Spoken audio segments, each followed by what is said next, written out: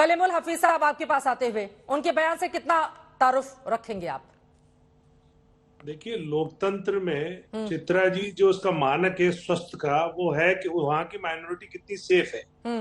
अब इसमें तो कोई दो राय नहीं कि माइनॉरिटी के खिलाफ, माइनॉरिटी में भी मुसलमानों के खिलाफ संघ परिवार ने युद्ध छेड़ रखा है। उनके खाने पे, उनके कल्चर पे, उनके मजहब पे, उनकी मजहबी शिनाख्त पर, इवन उनके हिजाब पर, सब तरफ जो है वो इनकी नजर है और उनको परेशान करने की कोशिश की गई है। लिंचिंग से लेके और तमाम जो इम्तिहानात हैं वो सब मुसलमानों को देने पड़ रहे हैं। तो ये तो, इसमें तो कोई दोहराया नहीं कि एक वर्ग विशेष को एक आइसोलेट करने की और एक भयभीत करने की कोशिश की गई है। बारी साहब ने जो बयान दिया है वो इस हद तक तो ठीक है कि वो सच्चाई बयान कर रहे हैं, लेकिन अब हम ये भी नहीं चाहते कि ये मुल्क हमारा है, इस मुल्क को हम ही ठीक करेंगे। हम चाहते हैं अगर सरकार गलत कर रही है तो जिस तरह से हमारे राष्ट्रीय अध्यक्ष बैरिस्टर असदुद्दीन ओवैसी साहब कहते हैं कि जो भी होगा हम सरकार की आंखों में आंखें डाल के उसकी कमियां बताएंगे, लेकिन ये मुल्क हमारा है, सबसे ज्यादा सेफ हमारा यही है। हम इसी यहीं की मिट्टी में सुरक्षित हैं कि नहीं है ये बता दीजिए। नहीं सुरक्षित, इन्होंने तो एक तरह से मुसलमानों को तो हर तरह से इम्तिहान पे ला दिया है। ना हमारे बच्चे सुरक्षित हैं, ना हमारे बच्चे सुरक्षित हैं। लेकिन इसका मतलब ये नहीं है कि हम मुल्क के खिलाफ हो जाएंगे। इसका मतलब ये है कि हम बच्चे सुरक्षित नहीं है, मतलब सरकारों को ये कहेंगे कि आप इससे बाज आइए, अपनी माइनॉरिटी को गले लगाइए, इनका जो संवैधानिक अधिकार है उसको दीजिए। आप इनके संवैधानिक अधिकारों का हनन कैसे कर सकते हैं? तो इसलिए आप क्यों नहीं कह पा रहे हैं अब्दुल वारिस सिद्दीकी साहब, क्योंकि अपनी पार्टी की आइडियोलॉजी से बंधे हुए हैं। सच्चाई तो बयान कर दी, अब टीवी पे आके सच्चाई नहीं एक्सेप्ट कर सकते। हम वो पार्टी है जो सच्चाई कहते भी हैं और सच्चाई सरकार को भी बताते हैं और मीडिया के थ्रू भी कहते हैं। और आज भी हम कह रहे हैं कि आपको भी डर लग रहा है, मतलब कह रहे हैं कि बीजेपी के शासन में मुसलमानों, बच्चियों के लिए और जो युवा हैं उनके लिए देश सुरक्षित नहीं है, आप भी यही कह रहे हैं? नहीं, देखिए ना, उनकी स्कॉलरशिप इस सरकार ने खत्म कर दी। उनके बच्चियों के जो हिजाब पहन रही थी पिछले 75 साल से, उस पर उन्होंने पाबंदी लगा दी। हिजाब का इतना ज्यादा समर्थन क्यों करते हैं आप? टोपी पहन के बैठे हुए हैं क्या? आप बैठे हैं क्या टोपी पहनकर? इस्लाम में नहीं सर, एक सेकंड, ये दोहरा चरित्र नहीं चलेगा। हाँ बिल्कुल, कौन रोक रहा है? आप पहनिए, अरे कोई नहीं रोक रहा है, कोई नहीं रोक रहा है। लेकिन अगर महिलाओं को और बच्चियों को आप लोग अगर बिल्कुल इस तरह से बंधक बना देंगे और बोलेंगे कि नहीं तुमको पहनना ही है, मानसिकता इस तरह की क्यों रखते हैं? क्यों? दुनिया भर में बहुत बड़े बड़े जो मुस्लिम नाम की बच्चियां हैं वो दुनिया भर में अपना नाम रोशन कर रही है, नहीं पहनती है वो बुर्का, नहीं पहनती है वो हिजाब।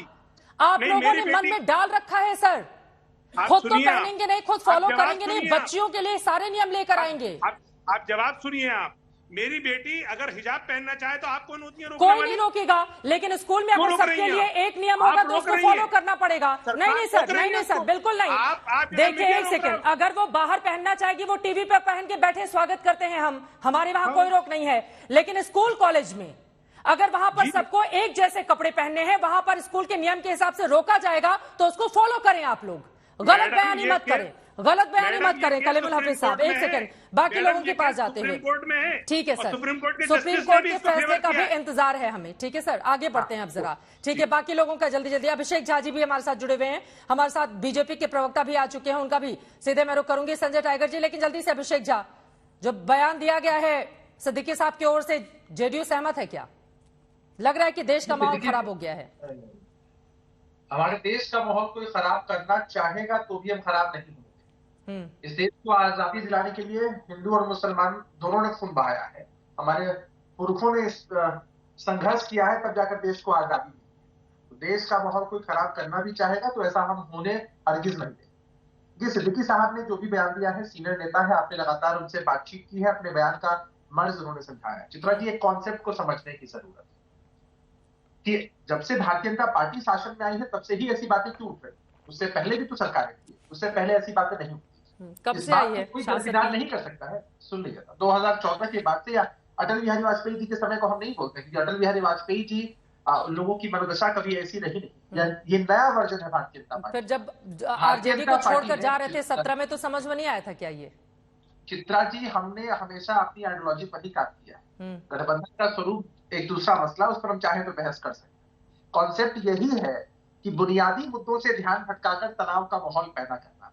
देश लोगों के रहने के लिए सुरक्षित है, हम इस बात को मानते हैं, लॉ एंड ऑर्डर मेंटेन होना ही चाहिए। लेकिन दूसरा कॉन्सेप्ट यह है कि देश में माहौल खराब करने की कोशिश जरूर की जा रही है। भारतीय जनता पार्टी के नेताओं के बयानों को, यानी कि सिद्दीकी साहब ने जो बयान दिया वो गलत है। आप कह रहे हैं कि देश सुरक्षित है, यानी कि सिद्दीकी साहब ने जो कहा है कि देश में माहौल सुरक्षित नहीं है वो गलत बोल रहे हैं।